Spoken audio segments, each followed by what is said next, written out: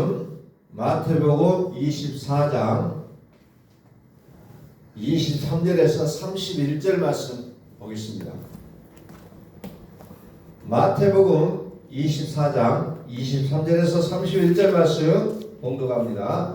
그때의 사람이 너희에게 말하되 보라 그리스도가 여기 있다 혹은 저기 있다 하여도 믿지 말라. 거짓 그리스도들과 거짓 선자들이나 큰 표적과 기사를 보여 할 수만 있으면 택하신 자들도 미혹하리라. 보라 내가 너희에게 미리 말하였노라.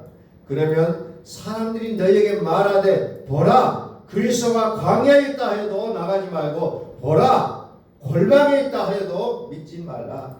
번개가 동편에서 나서 서편에서 번쩍임같이 인자의 마음도 그러하리라. 죽음이 있는 곳에는 독수리들이 모일 것입니다. 그날 환난 후에 즉시 해가 어두워지며 달이 빛을 내지 아니하며 별들이 하늘에서 떨어지며 하늘의 권능들이 흔들리리라. 그때에 인자의 징조가 하늘에서 보이겠고 그때에 땅의 모든 족속들이 통곡하며 그들이 인자가 구름을 타고 능력과 큰 영광으로 오는 것을 보리라. 그가 큰 나팔 소리와 함께 천사들을 보내리니 그들이 그의 택하신 자들을 하늘 이 끝에서 저 끝까지 사방에서 모으리라. 아멘. 선포합니다. 하나님은 살아계십니다. 하나님이 살아계십니다. 우리의 마음 가운데, 우리의 삶 속에, 우리의 생각 속에 하나님은 살아계신다는 겁니다.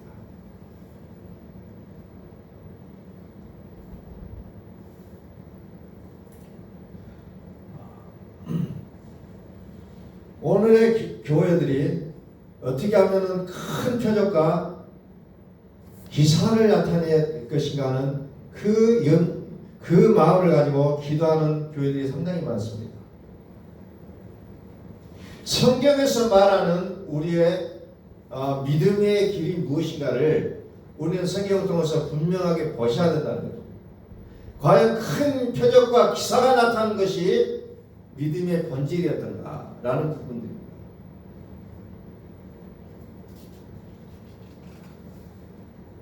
그리스도가 여기 있다 혹은 저기 있다 말하는 사람들이 많다는 거예요. 또 더 나아가서 내가 그리스도라고 말하는 사람들이 또 너무너무 많다는 겁니다. 거짓 그리스도, 거짓 선자 그들이 나타나서 무엇을 합니까? 큰 표적과 기사를 보여준다는 거죠. 그러면 사람들은 와 진짜가 여기 있다, 찐이다 라고 쫓아간다는 겁니다. 이제 우리는 어떤 표적과 기사가 나타나는 것을 쫓아가는 믿음을 중단하셔야 된다는 거예요. 오늘 마태복음 24장은 그것을 말하고 있다는 거예요. 멈춰라. 진짜 그리스도를 만나라는 거예요. 보여지고 나타나는 것이 진짜가 아니라 네 마음속에 진짜가 있다는 거예요. 진짜예요. 보라 그리스도가 여기 있다 혹은 저기 있다 하여도 믿지 말라. 거짓 그리스도들과 거짓 선자들이나 큰 표적과 기사를 보여 할 수만 있으면 택하신 자들도 미혹하리라는 겁니다. 미혹의 시대예요. 미혹의 시대라는 겁니다.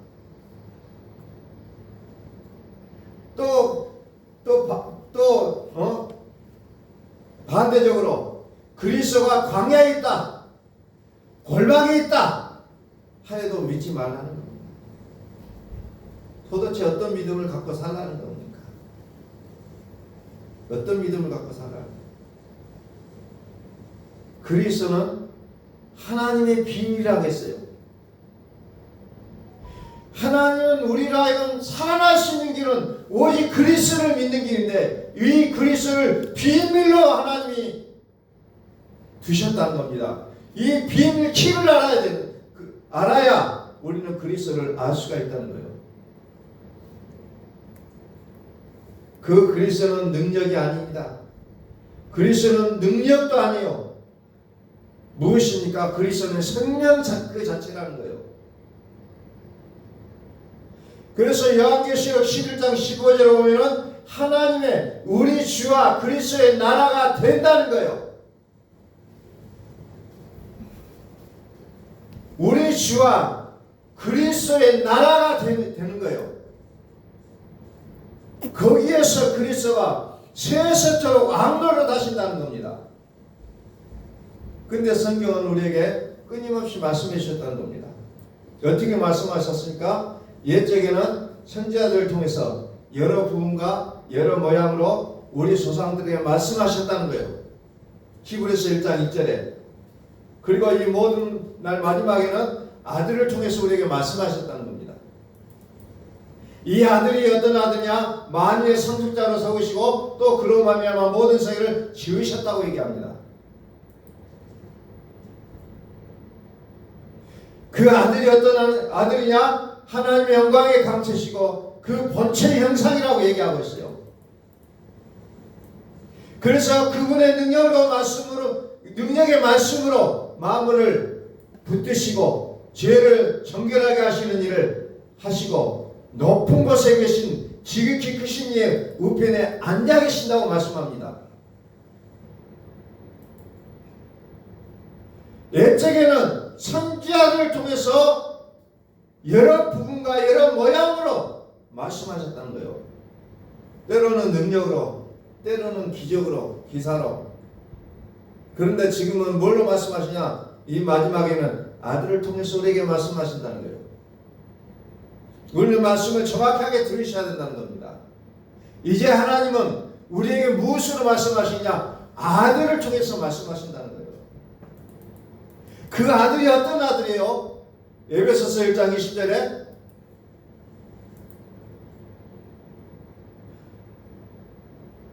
에베소서 1장 21절 모든 통치와 권세와 능력과 주권과 이 세상뿐 아니라 온 세상에 일컫는 모든 이름이 뛰어나신 아들, 그 아들의 능력이 그리스도 안에서 역사하사 죽은 자들 가운데서 살리시고 하늘에서 자기 오른편에 앉히셨다고 얘기하고 있잖아요. 히브리서에서도 그 아들이 하나님의 영광의 강체시고 본체의 형상이라고 했잖아요.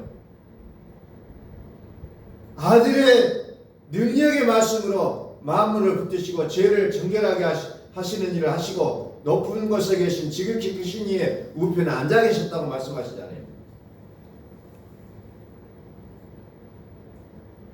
그래서 우리는 이 미혹되기 쉬운 이 세상 속에 살아가는 우리가 마지막 때에 살아가는 우리가 해야 될 일이 뭐예요?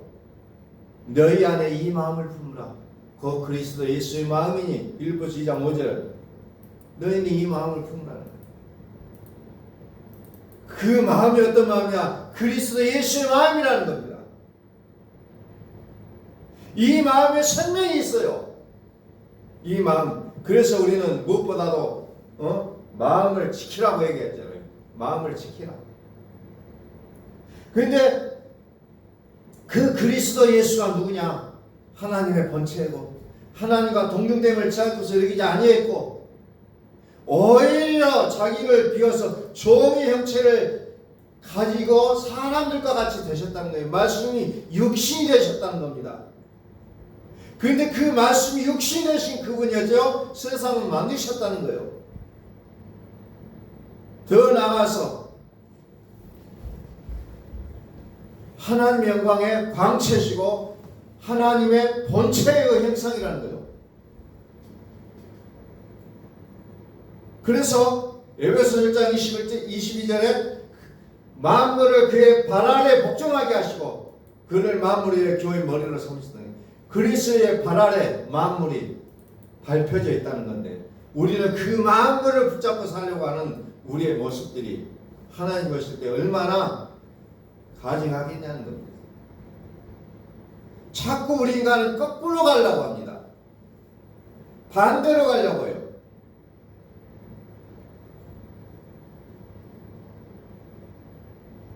하나님은 모든 만물을 발 아래 두시고 오직 아들을 통해서 모든 약속하신 것을 우리에게 주시고자 하시는 하나님의 놀라운 뜻을 우리는 발견할 수 있어야 된다는 겁니다. 그래서 하나님이 사람의 몸을 입고 이 땅에 오셔야만 했다는 거죠. 그래서 8절에 사람의 모양으로 나타나서 자기를 낮추시고 죽기까지 복종하셨으니 그 십자가에 죽으십니다. 그래서 죽음을 통하여서 어떻게 됩니까? 9절에 하나님이 그를 지극히 높여 모든 이름에 뛰어난 이름을 주사 하늘에 있는 자들과 땅에 있는 자들과 땅 아래에 있는 자들로 모든 무릎을 예수 이름에 꿇게 하시고 모든 입으로 예수 그리스도를 주가하시나여 하나님 아버지께 영광을 돌리게 하시느니라. 우리는 믿음의 그 키를 아셔야 된다는 거예요. 성경은 모든 것을 그리스도에게 초점을 맞춰놨다는 겁니다. 그런데 아쉽게도 그 그리스도의 비밀 번호를 남겨놨다는 거예요. 그래서 누구에게나 그 비밀을 알려주신 게 아니라 누구에게나 열어주시지는 않는다는 겁니다. 다시 마태복음 24장 24절 말씀. 거짓 그리스도들과 거짓 선지자들이나 큰 표적과 기사를 보여 할 수만 있으면 택하신 자들로 미혹하리라. 그러면 사람들이 너에게 말하되 보라 그리스도가 광야에 있다 하여도 나가지 말고 보라 벌방에 있다 하여도 믿지 말라. 번개가 동편에서 나서 서편까지 번쩍이같이 인자의 마음도 그러하리라. 죽음 있는 곳은 독수리들이 모일 것이니라 그랬어요. 죽음이 뭐예요? 죽음이에요. 죽음, 시체가 있는 곳에 독수리들이 모인다는 겁니다. 예수님께서 뭐라고 하셨어요? 요한계시록 1장 18절에서 곧 살아있는 자라 내가 전에 죽었었노라. 다시 말해서 죽은 자들이 독수리를 보게 돼 있다는 거예요. 죽어야 살아계신 하나님을 볼 수가 있다는 거예요. 믿음의 원리는 죽음을 통해서 결국은 다시 살아날 수가 있다는 원리를 만들어 놓고 있다는 겁니다. 그래야 일곱 나팔을 가진 일곱 천사가 나팔을 불기를 준비할 수가 있다는 거예요. 그래야 나팔 소리를 들을 수가 있다는 거예요. 일곱 나팔, 마지막 일곱 나팔을 부니 그때 이제 피가 섞인 우박과 불이 나와서 땅에 쏟아지며 땅의 3분의 1이 다 타버리고 수목의 3분의 1도 다 타버리고 각종 푸른 풀도 다 타버렸다 했어요. 셋째 천사가 나팔을 부니 햇불 같은 것들이 햇불같이 타는 큰 별이 하늘에서 떨어져 강들의 3분의 1과 여러 물샘에 떨어졌다고 요한계시록은 또 기록하고 있습니다. 자, 이 독수리를 또 보는데 에스겔서 1장 10절을 봅니다. 죽음 있는 곳에 독수리들이 모일 것이니라. 에스겔서 1장 10절 그 얼굴들에 에스겔 1장 10절 모양은 앞은 사람의 얼굴, 오른쪽은 사자의 얼굴, 왼쪽은 소의 얼굴, 뒤는 독수리가 얼굴 같다. 사면이 다 달라 보이는 모습을 얘기하고 있습니다. 앞, 좌우, 뒤통수가 얼굴이 다 다르게 표현됩니다. 독수리 얼굴이 나오죠. 독수리 얼굴. 그러면서 13절을 봅니다. 생물들의 모양은 타는 숯불과 햇불 모양 같다. 그러면서 생물들의 모양이 숯불로 비유하고 있잖아요. 숯불. 독수리 얼굴 같다. 그러면서 숯불과 같다. 그러면서 28절 그 사방 광채의 모양은 비 오는 날 구름에 있는 무지개 같다. 구름에 있는 무지개 같다라고 또 설명하고 있습니다. 독수리는 세상의 나라를 심판하는 하늘 군대를 얘기하고 있어요. 더 나아가서 이것은 더 근본적으로 세상을 통치하시는 그리스도를 상징하고 있다는 겁니다. 다시 요한계시록 8장 13절 말씀 봅니다. 내가 또 보고 들으니 공중에 날아가는 독수리가 큰 소리로 이르되 땅에 있는 자들에게 화가 있으리니 이는 새 천사들이 부르러야 할 나팔 소리가 남아 있으리로다. 결국은 음성을 듣게 되는 거죠. 독수리를 본 자들이 음성을 듣게 된다는 겁니다.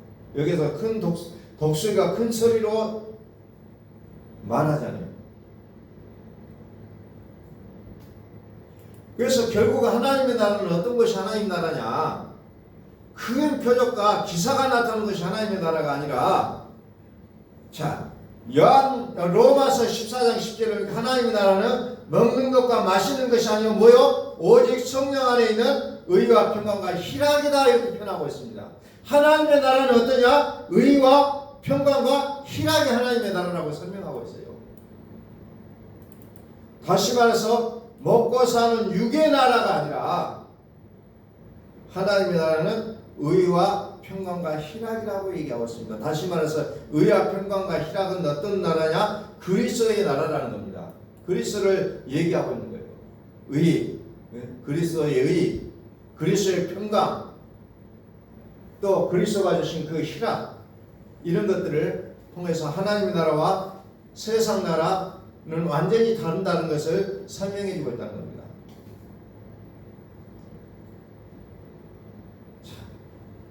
독수리의 얼굴이 나오고 또 폭풍과 큰 구름이 오는데 그 속에 불이 번쩍번쩍 하여 빛이 사방에 비치며 그 불 가운데 단새 같은 게 또 나타난다고 합니다. 단새.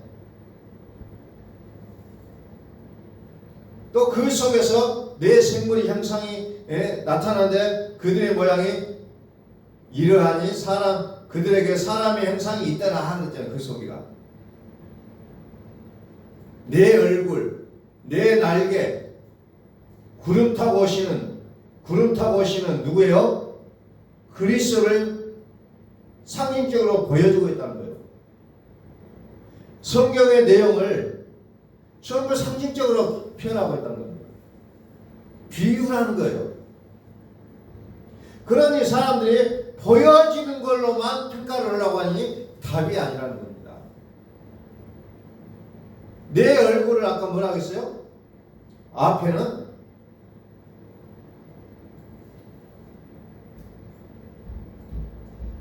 사람의 얼굴, 오른쪽에는 사자의 얼굴, 왼쪽에는 소의 얼굴, 또 뒤는 독수리 얼굴. 이게 내 얼굴로 설명이 되고 있다는 거죠. 내 얼굴.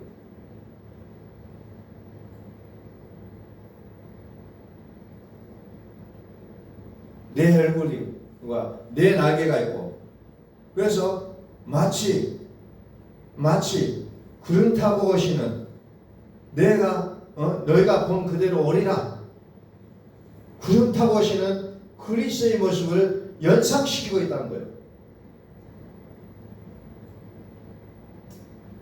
에스겔서 1장 28절에도 뭐예요? 비 오는 날 구름에 있는 무지개 같다. 무지개 같다. 이 모든 것들이 말씀들이 어려운 것 같지만 결국 그리스도를 표현하고 있는, 비유하고 있는 내용들이라는 거예요.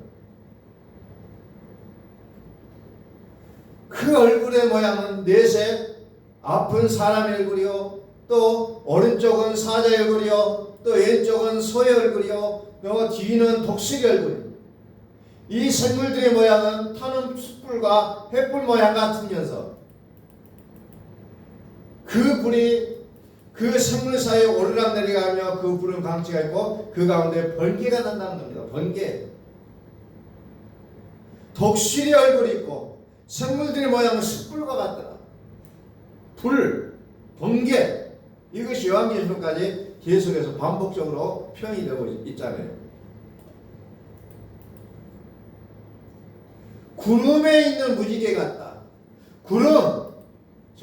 우리는 여기에서 그리스도를 보게 된다는 겁니다. 그리스도를 표적이나 기적으로 묶어놓지 말라는 거예요. 그런데 우리 믿음의 사람들이 어째요? 자꾸 그리스도를 능력으로 얘기하고 있다는 겁니다. 자꾸 능력으로 얘기하고 있어요. 표적이 나타나면 하나님이 역사한다고 얘기하잖아요.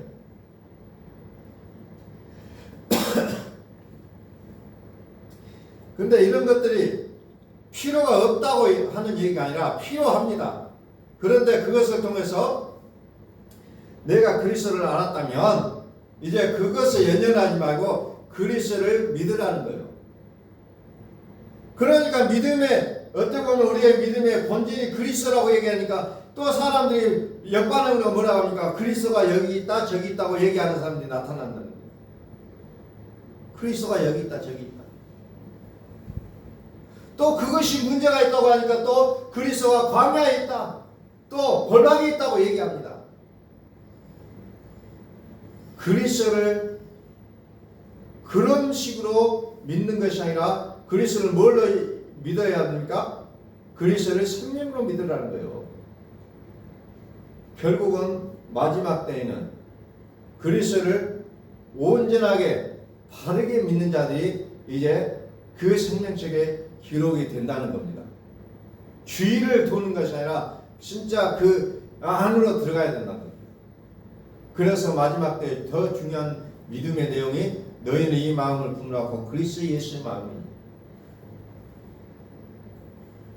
요즘은 같은 성경을 놓고도 해석하는 것이 너무너무 다릅니다. 너무너무 달라요.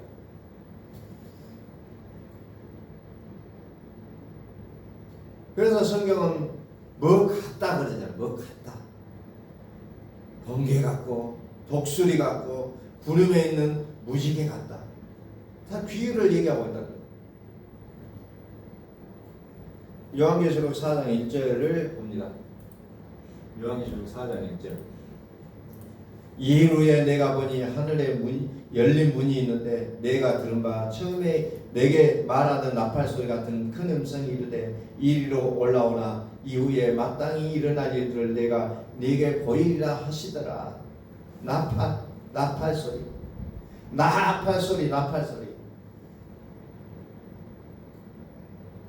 다시 말해서 나팔 소리는 음성이라는 겁니다. 마지막 때가 되면 음성이 들린다는 거예요. 일어나 깨어라. 이제 자다가 깰 때가 됐다. 일어나라. 나팔 소리가 듣는다는 거예요. 근데 그 나팔 소리는 누가 들립니까? 죽은 자가 들린다는 거예요. 아무나 들리는 거 아니에요. 마태복음 28장 2절을 또 봅니다.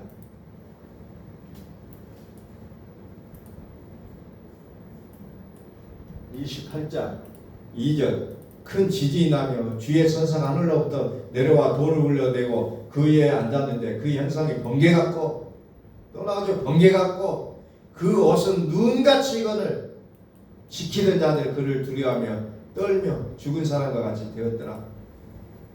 무엇 갖고 그래요. 무엇하고 말하지 않아요. 근데 우리는 무엇 갖고 그러니까 하나님이 임하셨다. 비유라는 겁니다. 그 자체가 하나님이 아니에요. 그러나 그것을 통해서 하나님을 알 수 있다는 거예요. 죽은 자가 살아난다. 그럼 그것을 통해서 하나님 살아계시구나 하는 것을 우리가 깨닫게 된다는 겁니다. 불이 동에서번쩍 서에서번쩍 하니까 그 불빛이 그 번개가 하나님이 아니라 하나님 그것을 통해서 하나님의 살아계심을 우리가 알게 된다는 거예요. 마태복음 24장 29절 보니까 또 환란이 나와요. 환란 후에 즉시 해가 어두워지고 달이 빛을 내지 아니하며 별들이 하늘에서 떨어지며 하늘의 권능들이 흔들린다고 얘기하고 있습니다. 마지막 때는 다시 말해서 옛 땅과 옛 하늘을 사라져야만 된다는 거예요. 그래서 죽음이 있는 곳에는 독수리들이 모일지라 그래서 독수리들이 모인다. 다시 말해서 그리스도의 사역이 이루어진다는 거예요. 그래서 우리는 우리의 믿음에서 중요하게 생각해야 될 게 뭡니까? 죽어야 된다는 거예요. 내가 율법으로 말미암아 율법에 대하여 죽었나니 이는 하나님에 대하여 살려 함이라. 믿음의 법칙이에요. 하나님으로 말미암아 하나님에 대하여 살기 위해서는 내가 먼저 죽어야 된다는 겁니다. 그리스도께서 만왕의 왕이 되고 만주의 주가 되기까지는 무엇을 통과했습니까? 죽음을 통과했어요. 곧 살아있는 자는 내가 전에 죽었었노라. 이게 믿음의 법칙이라는 겁니다. 죽어야 돼요. 죽은 자가 깨어나는 겁니다. 죽은 자가 나팔 소리를 듣게 되어 있다는 거예요. 그래서 율법에 대하여 철저하게 죽어야 하나님에 대하여 살 수가 있다는 것을 갈라디아에서도 우리에게 끊임없이 말하고 있습니다. 사대교회는 어떤 교회였어요? 살았다는 이름을 가졌으나 실제 죽은 자라고 표현하고 있잖아요.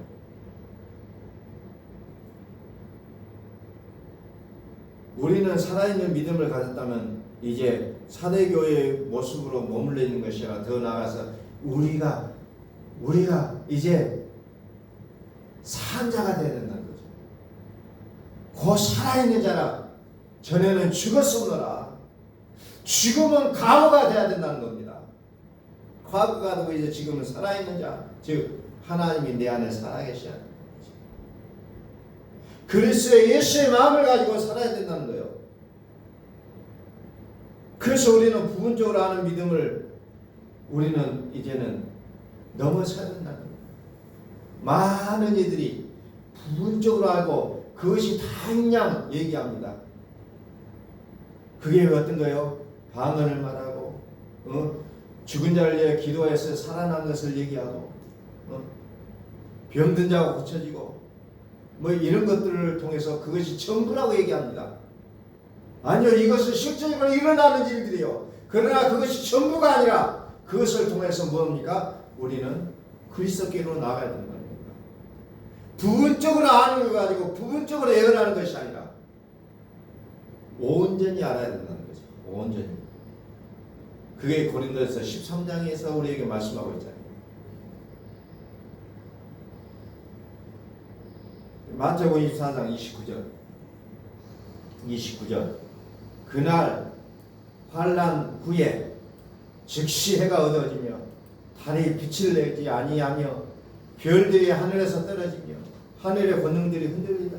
그때 인자의 징조가 하늘에서 보이겠고 그때 땅의 모든 족속들이 흔들리고 그들이 인자가 구름을 타고 능력과 큰 영광을 오는 것을 보리라.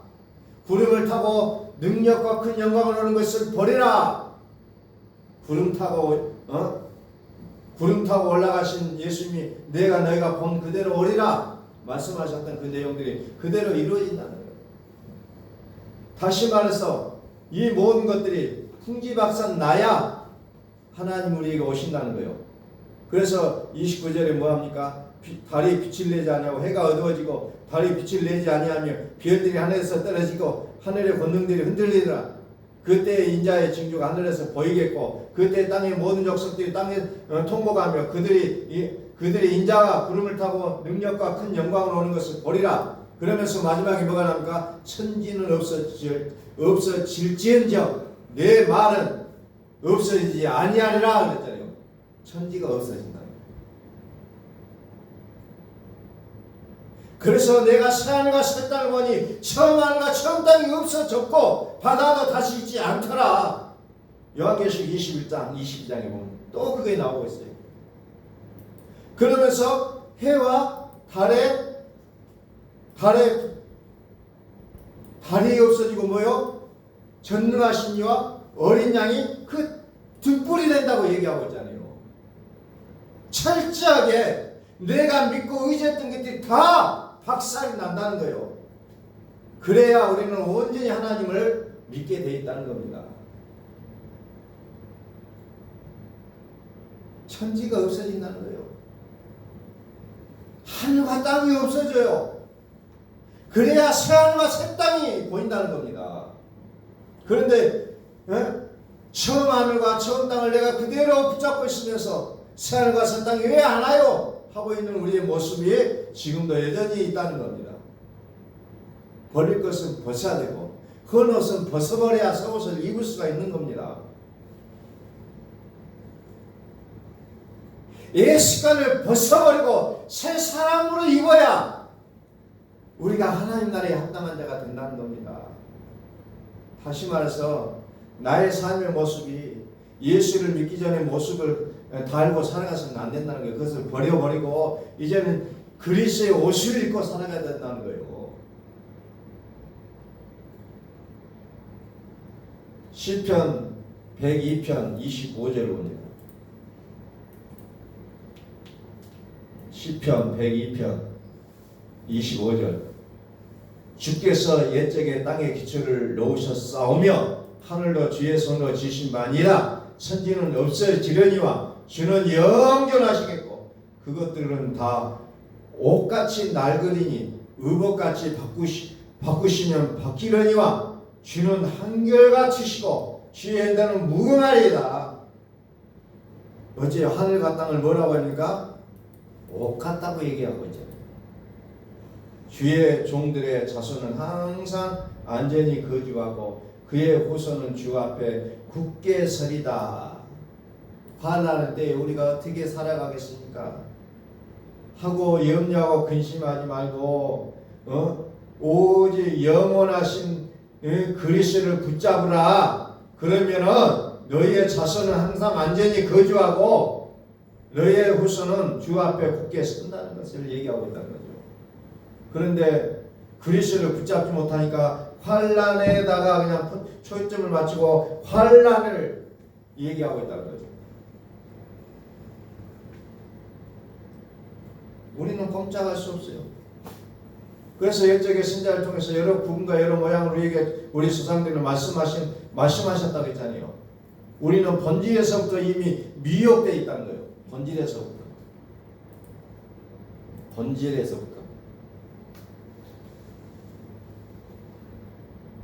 자꾸 그래서 제가 요즘 계속적으로 마음에 어찌 도전되는 그 노래 우리 복음성가 가사가 이거예요. 많은 이들이 말하고 많은 이들은 노래하지만 정작 가지 않는 길이라는 거예요.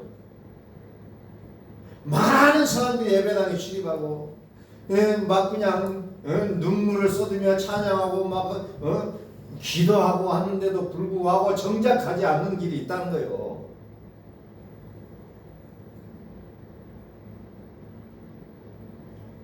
참 이 가사가 너무 와닿아요. 사실은 많이 힘들고 험한 길보단 그저 말로만 가려 하기에 점점 멀어져 가네요. 우리는 말은 그렇게 하고 성경을 논하고 믿음을 논하고 있지만은 여전히 우리는 점점점 멀어져 가고 있다는 거예요. 믿음의 공허함이 있어요.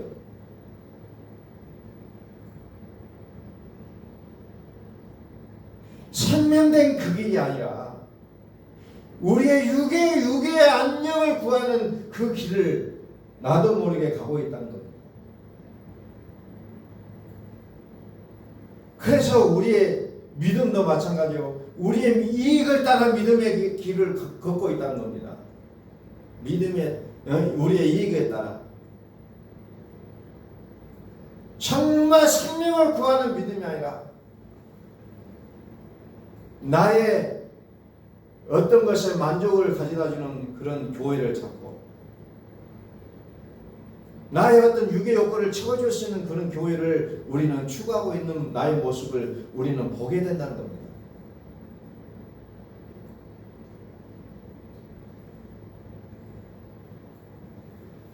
그래서 우리는 어떻게 히브리서 1장 10절에 그 의복처럼 갈아입을 것이요 그것들은 옷과 같이 변할 것이나 주는 여전하여 연대가 다함이 없으리라. 연대가 다함이 없으리라. 어느 때의 천사 중 누구에게 내가 네 원수로 네 발등상이 되게 하기까지 너는 내 우편에 앉았으라 하셨느냐. 모든 천사들은 섬기는 영으로서 구원받은 상속자들을 위하여 섬기라고 보내신다이야. 이런 것이 바로 우리의 삶이 되기를 소원합니다. 나의 삶이 되어야 된다는 거죠. 그러면 천사들도 나를 섬기라고 보내심을 받게 된다는 거죠. 볼지어다 내가 문 밖에 서서 두드리니 누구든지 내 음성을 듣고 문을 열면 내가 그에게로 들어가 그와 더불어 먹고 그는 나와 더불어 먹으리라. 이기는 그에게는 내 보좌에 함께하여 주기를 내가 이기고 아버지 보좌에 함께 앉은 것과 같이 하리라. 기 있는 자는 성령이 교회들에게 하시는 말씀을 들을지어다. 이제 시대가 더 요구되어진 것이 성령이 하시는 말씀을 들어야 될 기가 있어야 된다는 거예요. 이제 누가 이러더라 누가 저러더라가 아니라 성령이 내게 하시는 말씀을 들어야 되는 시대가 우리에게 도래했다는 겁니다.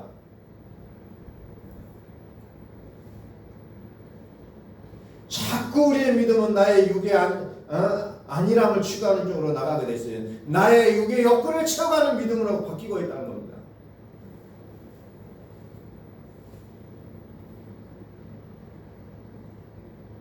이제 구름 속에 무지개 같은 이가 이제 오셔서 우리에게 마지막 7개의 나팔을 분다는 거죠. 마지막 음성이 들려요. 깨어라. 이제 우리가 마지막 때에 주의 음성을 듣고 정말 이제 나의 육을 죽이고 이제 그리스도로 새롭게 살아가는 우리의 모습 될 수 있기를 예수의 그리스도의 이름으로 선포합니다. 기도하겠습니다.